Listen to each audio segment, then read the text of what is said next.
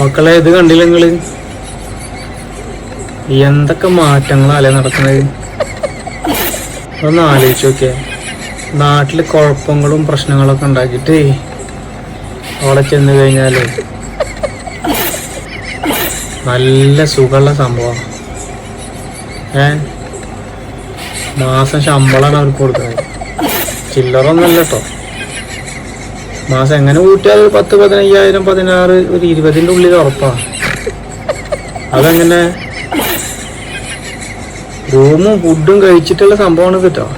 ഇന്നിപ്പോ സാധാരണക്കാർക്ക് പണിയില്ലാണ്ട് കിടന്ന ആൾക്കാർ കൂടെ നഷ്ടം തിരിയാ. അപ്പോഴാണ് ഇമ്മാതിരി കാട്ടിക്കൂട്ടല്. പിന്നെ ചെയ്ത് കഴിഞ്ഞാലേ ഇത് നല്ലൊരു അവസരമാണെന്ന് വിചാരിച്ചിട്ടേ കുറെ ആൾക്കാരൊക്കെ മാറി ചിന്തി കഴിഞ്ഞാല് എന്തായിരിക്കും അവസ്ഥ അല്ലേ?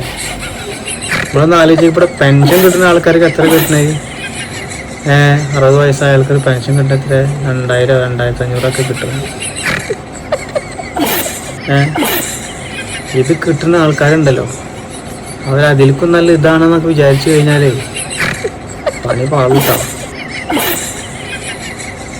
ഒന്ന് ആലോചിച്ച്, ഞാൻ പറയുകയാണെന്നുവെച്ചെങ്കിൽ ഈ ശമ്പളത്തിന് പുറമെ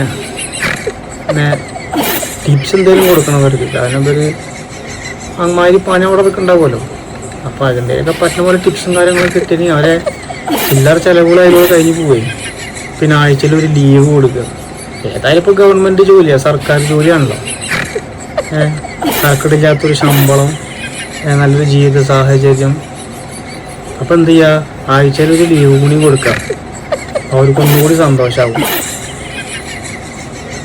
അപ്പൊ അവർക്ക് അവിടെ നിന്ന് പുറത്തു വരാനേ തോന്നില്ല. ഹാപ്പിയാണ് അവരുടെ ലൈഫ്.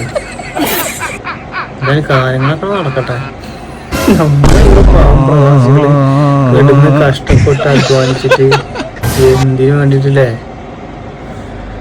പിന്നെ ഒരു സംശയം എന്താന്ന് വെച്ചാലേ, ഇതിപ്പോ മെയിൻ പണിക്കാർക്കാണോ അത് ഇനി ഹെൽപ്പർമാർക്കാണോ അതോ എല്ലാവർക്കും ഒരു ശമ്പളമാണോ എന്നുള്ളൊരു ഡൗട്ട് ഉണ്ട് കേട്ടോ.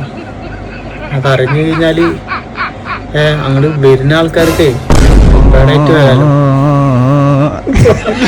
പണിയൊക്കെ പഠിച്ചിട്ട് വരാലോ അല്ലേ?